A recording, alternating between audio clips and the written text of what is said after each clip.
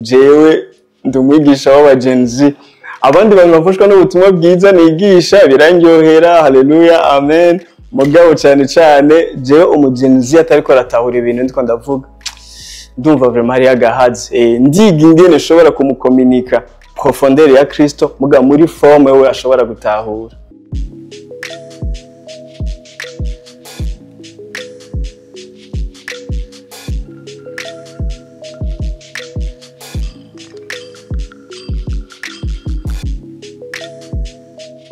Nitwa amazina nahawe n'abavyeyi Ndayihimbaza Ezekiel mugabo abantu benshi banzi nka Prince Mushindi nk'abasanzwe ndi umuhinyanyuzi w'amasanamu nk'abasanzwe ndi artiste rap hip hop kandi nk'abasanzwe nigisha n'ivyerekeye vy'ijambo ry'Imana mvuka mu muryango ndi umwana wa gatatu nakuze papa wanje ari umupasiteri ari umukozi w'Imana muri enfance yanje nakuze ndi umuntu ari timide cyane atazi kuvuga imbere y'abantu ibi sinarinzi ko bagera igihe je mpave nakubivuga kuko ndi umu introverti ndi umuntu akunda kumara umwanya munini ari wenyene nibaza ko nakuze beaucoup plus ndi umuntu ari éloigné na société mugabo mu gukura kwanje kubera nakunda cyane umuziki hamwe na dessin animé naho naje kwisanga namaze kuba plonge muri art muri entertainment muri hip hop navuze ko abavyeyi banyise Ezekiel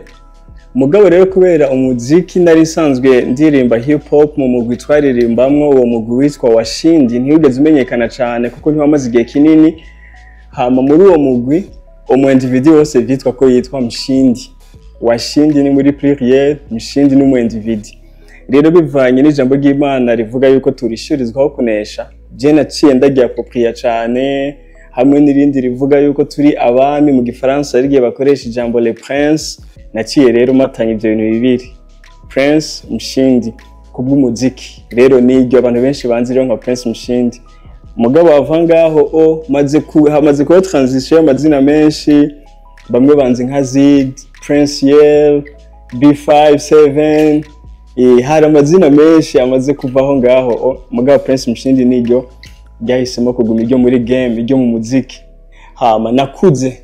muri iyo famille aho twese usanga abo tuvukana bose bakora ibikorwa by'Imana mu rusengero bavuza imiziki baririmba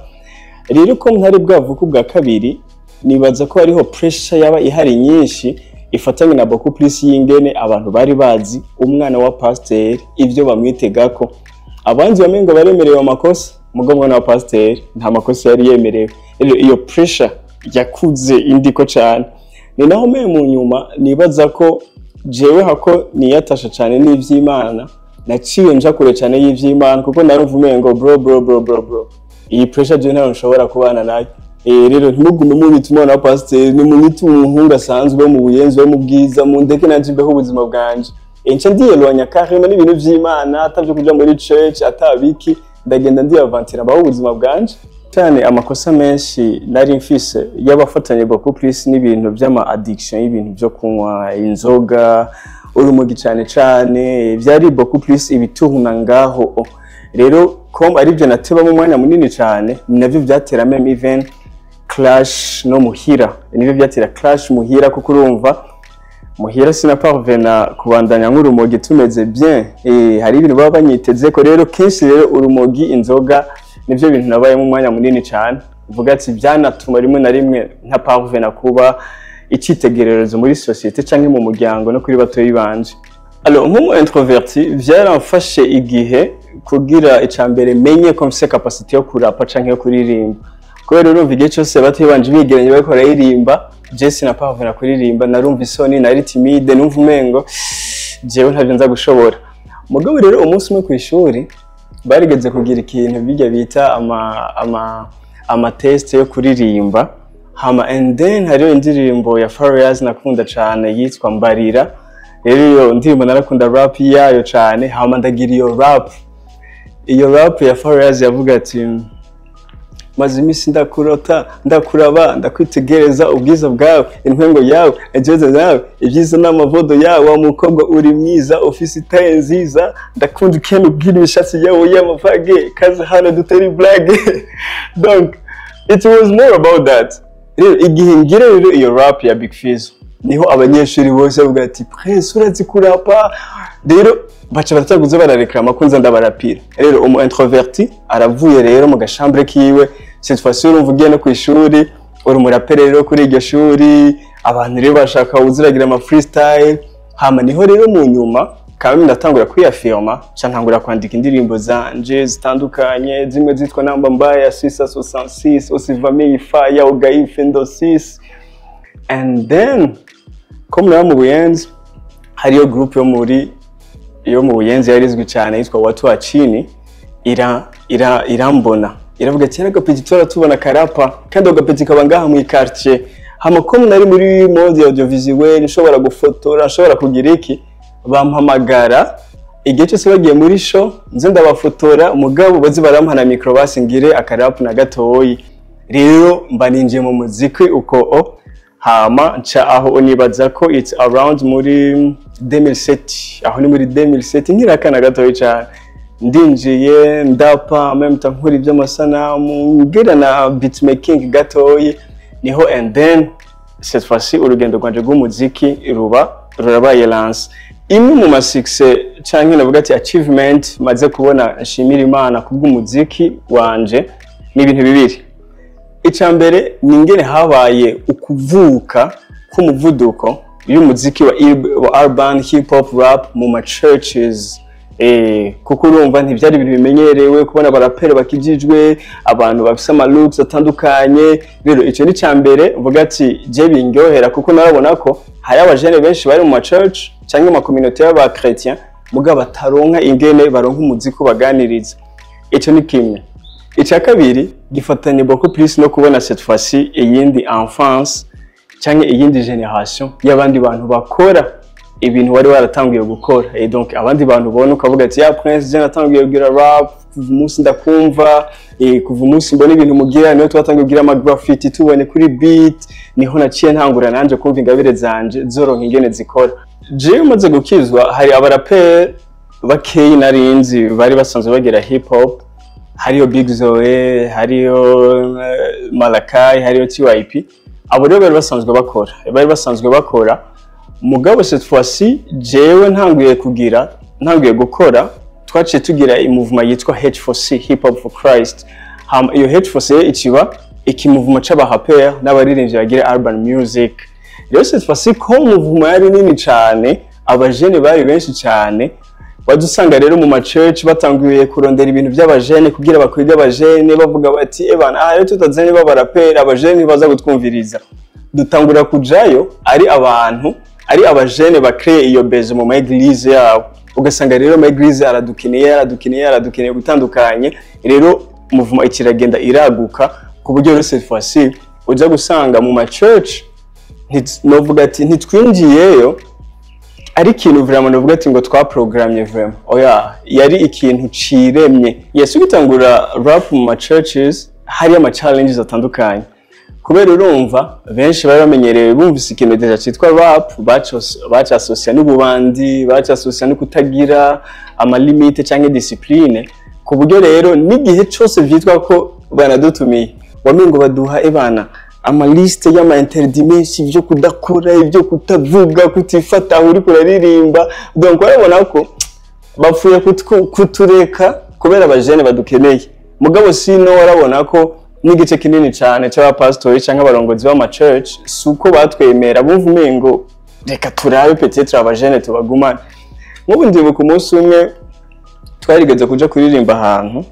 hama hariho umwe muri twebwe yarafise Madrid hama umugabo urumva uwo pasiteri abanyeshengero biwe abajene be bari bamusaranye ngo tumire H4C rero turagenda umupasiteri ntatuzi hama abona tugiye imbere hariho umwe afise Madrid agomba kuja kuririmba ati araduhamagara avuga ati mwebwe ni mugende muririmbe ari kujya nabangire ntaze kuririmba. And then twari like none ntimwadutumiye none mubona ivyo dusanzwe dukora. Donc utu tuba ari challenge dutandukanye usanga ebana naho umengo bagutumiye ntibariko barakwiyumvirako. Alors nibaza ko kimwe mu bintu byadutabaye nuko vraiment ntitwariko turigirisha. Ntitwariko turagerageza ngo gucreate style kugira to attracting abajene. Oya yari faso yacu yo kuvuga ubutumwa ku buryo rimwe na rimwe naho duhuye ahandi atari kuri stage uturavye ingene tubaye waramenya ati aba bantu n'abakozi b'Imana. Rero hari ingufu nyinshi cyane tutarinda gukoresha zo guprove kuko twavuga tuti twebwe yaduhamagaye turayizi kandi iratuzi kandi yaraduhaye n'ifaso rero ingene twe dushobora gushikira generation. Rero nta bintu byo guprove ngo umuntu mwereke yuko uramukanye uciye bugufi. Oya twe twaba twebwe uko dutemba n'uruzi hama kameme ama resultat yarivugira koko abajene benshi barakijijwe. Haba ari abantu benshi bari mu addiction atandukanye n'abavyeyi babo wasanga ariko aguhamagaye avuga ati kuva umwana wanje atangiye kurikirana bya bintu byanyu yasubiye ku murongo. Alright, alors muri parcours yanje nkiri muto cyane umunsi umwe mvuye kunywa urumogi ninjiye mu nzu papa wacu yaragukubita sawa sawa. Sasa narinze ati mzee nataka ni uwe kuko ndi horo sanga papa wanje na mukuru wanje bicaye ngaho hamaze vima ko bagomba banyice. Zanumva papa arambwiye ati Ezekiel uno munsi nitugukubita kuko wewe uzoba umukozi w'Imana. Aho sinari bwakizwe, aho nta kintu nakimwe cyagakiza natahura. N'iryo jambo ryarinjira indani muri jewe nkumva ko rinduta inguvu. Wamengo n'umuvumo. Wamengo ico kintu kizoba to utarje nzorangira mbu umukozi w'Imana. Sasa margika abantu benshi bari banzi nk'umuraperi gusa. Jewe n'abantu baba bari around yanje barumva ko umwanya munini cyane je sivuga umuziki. Mvuye kuri stage duhuye mu buzima busanzwe je mvuga ijambo ry'Imana. Sasa meme gikizwa ikintu cyaciye kiba automatiquement je naciye ntangura kuja gukora ama groupe biblique mu murongozi w'ama groupe biblique nigisha ijambo ry'Imana mugabo nkora umuziki hama umuziki ko mari usohoka ukoma induru abantu bamenya gusa nk'umunyamuziki mugabo indani yo fondoma kuva nkiri muto nari ndabizi yuko kimwe mu bintu Imana yampamagariye nyamukuru harimo igifatanye no kwigisha ijambo ry'Imana. Muri communication yari yose ingene umuntu asa birafise ico bivuga. Kuko urashobora kuba ufise fond mugabo udafise forme iri appropriée. Umuntu ashobora kurejeta fond yawe kubera forme yawe. Rero umaze kumenya abantu userva uranamenya forme uza gukoresha mu gushikiriza bwa butumwa nyene Paulo yavuze. Muga muri forme umugenzi ashobora gutahura. Kuko ninazana ya fond ya Paulo muga nkakoresha forme ya Paulo nta n'umuntu uri maza gutahura ibintu ndiko ndavuga. Kuko Paulo yavuga ibintu byo muri Israel byo muri epoke yabo. Meho fond ya yindi nyene ntihinduka mugabo forme izirahinduka bivanye na audience uri kuraserva. Alors jewe mu gihe ntangura kuronka clarification ku vyerekeye umuhamagaro wanje narumva ko cyane ni umuhamagaro ufatanye beaucoup plus n'abantu ugwaruka mugabo kandi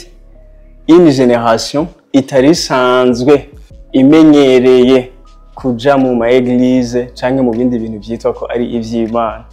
Sasa kom ari bo bantu Imana yampamagaye guserva hama bikaba binasanzwe n'ingene je twanahuye na Yesu. Twahuye na Yesu nanzwe ndi umuntu ntumbwira ivy'ama église ntumbwira ibintu by'abaporoti canke ivyiki. Imana imaze je d'abord comprépare jewe nkamera nk'umuntu atari muri cya kintu bita ikintu kitari formel kugira nigenza no gufasha n'abandi binyorohere n'abari strategie ndiko ndiga abari ibintu bitemba. Rero jewe abantu ndiko ndabiza cyane c'est beaucoup plus Gen Z. Jewe ndumwigisha w'aba Gen Z abandi bantu bafashwa n'ubutumwa bwiza nigisha birangyohera. Haleluya amen. Mugabo cyane jewe umugenzi atariko aratahura ibintu ndiko ndavuga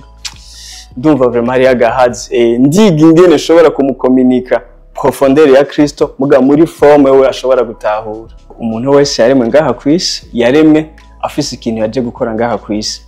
hama ico kintu yaje gukora biri beaucoup plus muri ibyo bita les 7 montagnes d'influence. umwe yamagore petite kuba mu by'uburongozi vya politique, uwundi mu vya business, uwundi mu vya religion, education, fashion n'ibindi. Rero ico jewe ndiko ndakora canke divine colonization iriko irakora no gufata umugenzi ukamumenyesha Yesu, akamenya Yesu, hama ahejeje kumenya Yesu ukaca umwekipa ingene aba umumissionnaire muri izo 7 montagnes d'influence. Bisigura ngo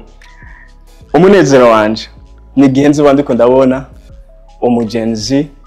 ariko arakura akagera yaho iyo ariko aragira politique, agira politique nka mission nk'igikorwa c'Imana,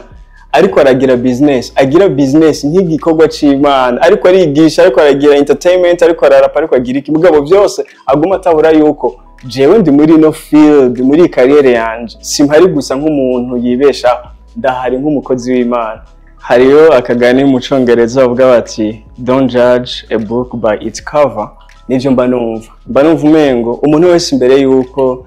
umuhaya etiquette, nturabe ingene asa, nturabe ingene avuga, nturabe iki, umuntu